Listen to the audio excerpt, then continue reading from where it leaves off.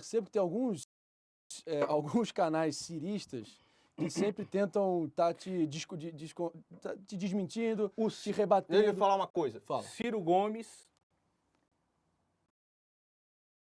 na verdade, é um conservador que finge ser esquerdista. O Olavo É o falava isso, homem, é o homem mais inteligente que tem nesse país e mais preparado para a presidência da República. Quem fala? Meu estimado. Olavo de Carvalho. Algumas divergências pontuais. E o Ciro Gomes rasgava a seda incrível pro Olavo de Carvalho. Então, o que acontece? O Ciro Gomes, cara, ele é um gênio da embromação. Mas é um gênio da embromação. Você fala assim, meu irmão, este porra aí, o país vai dar certo. O preço do trigo por dólar. O preço do Tilenol. Se você cai na lábia do cara, você fala assim, meu irmão, essa porra vai dar muito certo. Vai dar muito certo. E alguns dos planos dele são de fato bons.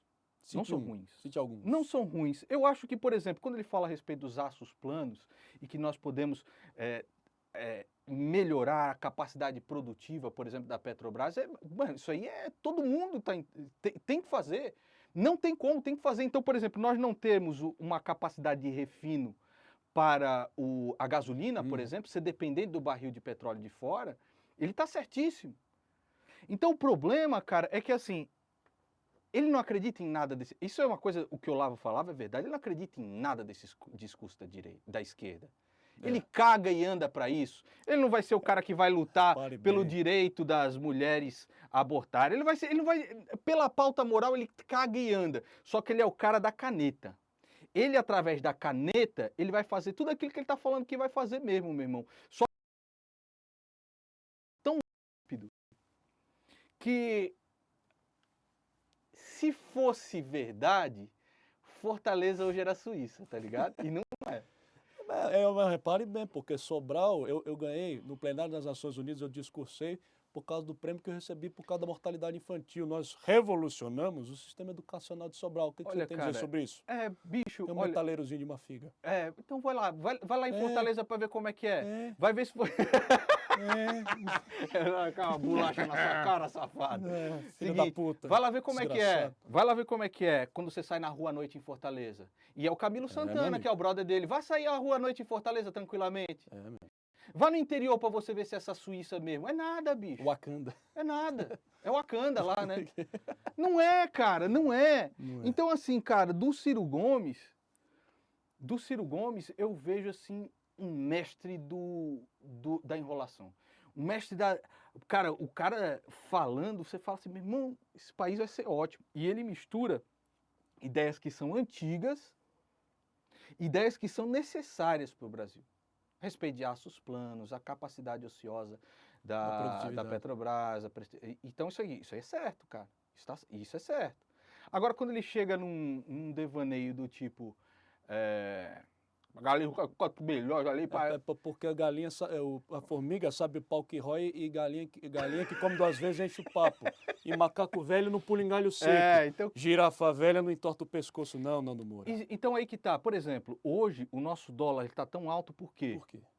Porque não só o Copom, os conselheiros do Copom e o Banco Central decidiram abaixar a taxa de juros de maneira artificial. Sim. Essa é uma proposta do Ciro Gomes.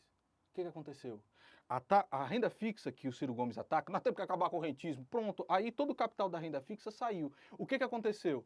O dólar começou a subir. E se nós temos uma economia que é atrelada basicamente em toda a sua estrutura mais básica ao dólar, o que acontece? Tá aí, meu irmão, você tá tendo uma...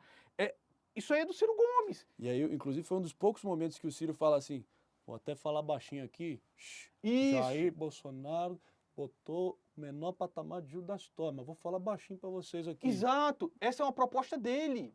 Essa é uma proposta dele. Que você abaixe a taxa de juros, mesmo que seja de... Essa é uma proposta do Ciro. E fazer sentido na tese, cara. Então, você abaixa... Mas aí que tá, olha a burrice. Ela pode fazer sentido em determinados momentos. Mas quando você faz isso no meio de uma pandemia, onde todo mundo tá segurando o capital, ninguém investe. É lógico.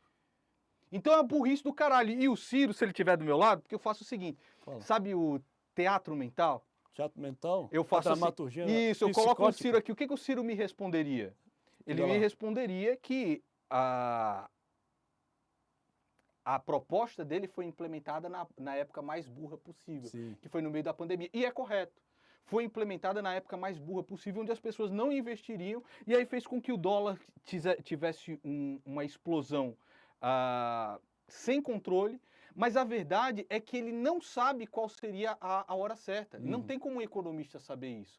Então, assim, qual é a posição conservadora? A posição conservadora é você experimentar pouco a pouco cada uma das O coisas. FHC falava isso, as dosagens. Exato, então, pouco a pouco, cada uma das coisas. Porque assim, não é nem conservador, cara. Vamos subir de patamar acima de cosmovisões e de ideologias. Um conservador ele não tem ideologia, ele tem uma cosmovisão. Uma pessoa da esquerda ela tem uma ideologia, ela vislumbra um mundo ideal. Perfeito. Correto? O welfare state, que é aquilo que o Ciro Gomes... Estado de bem-estar social. Isso, que o Ciro Gomes tenta atingir, inclusive, cara, ele consta desde o Hayek, desde o Mises, desde todo mundo, Sim. você está entendendo? Da economia liberal, que veio da economia liberal, que você tem que ter A renda mínima. a renda mínima, você está entendendo? E isso é verdade, tá certo. Agora, as soluções mágicas que ele tem... Então, por exemplo, você chega lá, eu vou taxar os caras que têm 20 milhões. Beleza, você vai taxar os caras. Mas você acha que o cara que chegou a 20 milhões, ele não pagou já 17 milhões de imposto, seu Ciro Gomes? Ele já pagou.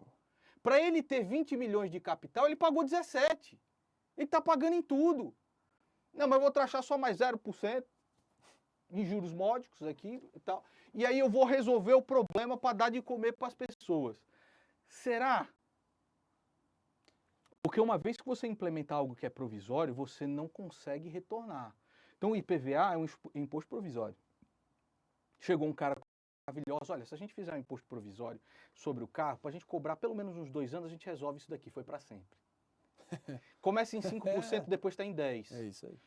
Aí depois está em 10%, está em 15%. E quando tiver em 15% e não der mais para resolver, aí todo empresariado sai do Brasil. Então, cara, o que me assusta no Ciro Gomes é que é o seguinte, é um cara que ele sabe muito bem aquilo que ele vai fazer.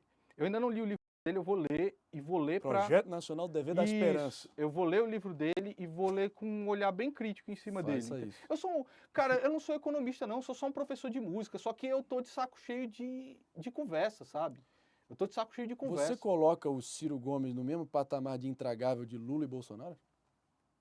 Cara, sim. Eu acho que ele Mesmo patamar. ele é uma mistura de Lula e de Bolsonaro com diploma.